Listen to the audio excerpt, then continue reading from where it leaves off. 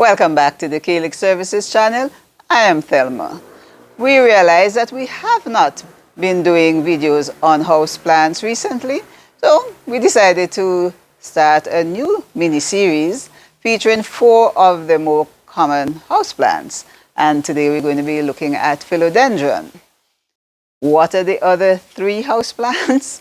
Well, please keep watching and we'll let you know what they are at the end.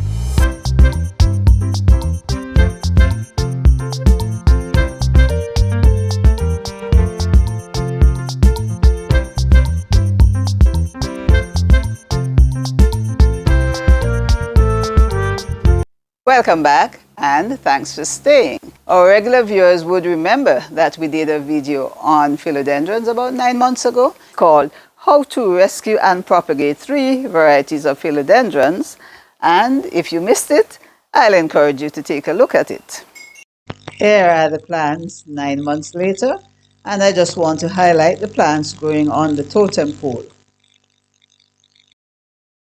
This totem pole is really a wire tube wrapped in shade cloth. It's light, it lets in air, it lets in light, and what we did, we put some gravel, some pebbles at the bottom to hold it in place. So it makes for a lighter totem pole, and it gives the philodendron quite a bit of grabbing space. And I'm looking in, I don't think you can see it, that the roots have actually gone into the pole itself, into the hollow area. So that's pretty good. And I really love how it's going. The red and brown and green really making a nice statement. This one has really grown in the period since we demonstrated the setting it up, and it was done in the same manner as the other one, but it has grown quite a bit, to the point, if you can see, we are debating what to do with this. Really, this one is like bolt. It got off to a quick start. The others is just at the top. This one is over the top. What I'm expecting is that as it continues to grow, the force of gravity will bring it back down, because I really do want it dripping around the totem pole to give a fuller look. But it's nice and filled out at the bottom. Everything is growing, and in terms of training, there was no additional training necessary. As the roots came in contact with the totem pole, it grabbed on and it propelled itself upwards. Now, I like this one so much that a few months ago I decided to set up a similar one, but with a shorter totem pole. As you can see here, I started them at the bottom, but I allowed these. I had three of the cuttings facing outward rather than onto the totem pole. And what I'm training this one now to do is drape around the bottom. So if you put it on a table, you'll have a nice array of plants, of leaves at the bottom as it climbs up the totem pole. So a work in progress, also a very nice indoor plant. And although there are limits to how many plants I can take indoors, at least I'm increasing my options for what I have to cycle those that are inside and not looking as vibrant as when they started out. Let's turn our attention now to the general care of philodendron plants indoors, and one of the more important factors is the lighting conditions. The philodendron is an excellent indoor plant. It does very well in low light conditions. Actually, of the 3 varieties we have here, the red emerald does the best under the lowest light conditions. The Congo red prefers medium indoor lighting. The 3rd variety, the philodendron hatleaf, also prefers medium light conditions indoors. Next topic, watering, which is integral to maintaining your plants properly indoors. And of course, the golden rule, never overwater your plant. Check the soil surface. It should really be dry down to about 3 inches or so before you water your philodendron. Water thoroughly, let it drain all the way out. And of course, if there's any water in the saucer, 10 minutes after you've watered, you empty the saucer. Part of the symptoms you might see sometimes is the drying of the leaf tip if you allow the drying period to be too long in between watering. And the third, general care tips is fertilizing, when to fertilize.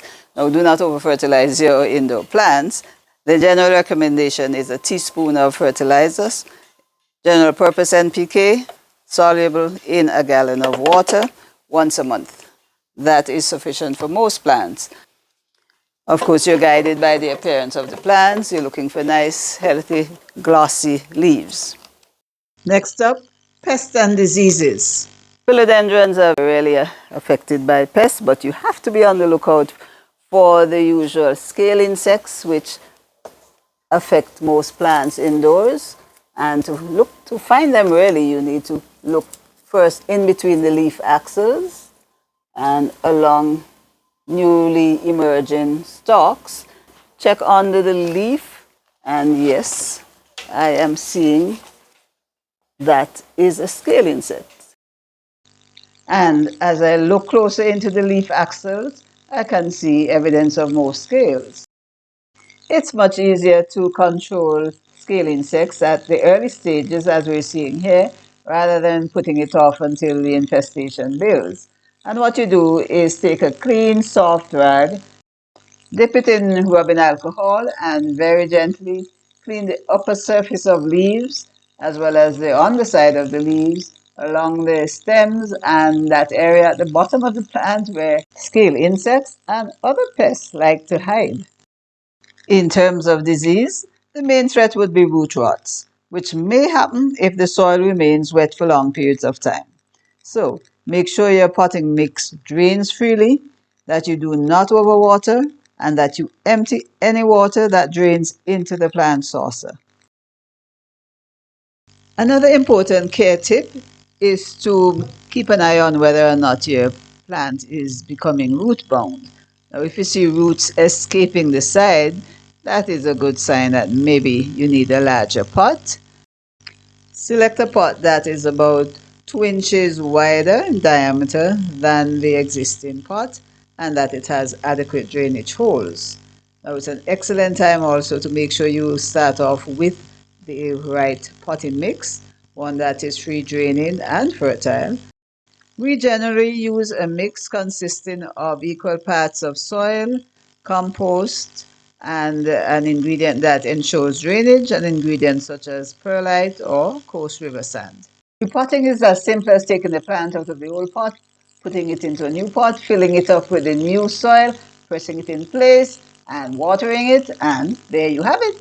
A beautiful philodendron that is suitable for a tabletop.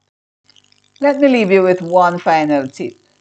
Keep your philodendron leaves clean because philodendron is high on the list of plants that are recommended to clean the indoor air of impurities. But that can only happen if you keep the leaves of the philodendron clean. Clean the leaves of the plants about once a month. They're healthy, growing well. They will continue with their natural glow. This brings us to the end of the first video in our mini houseplant series.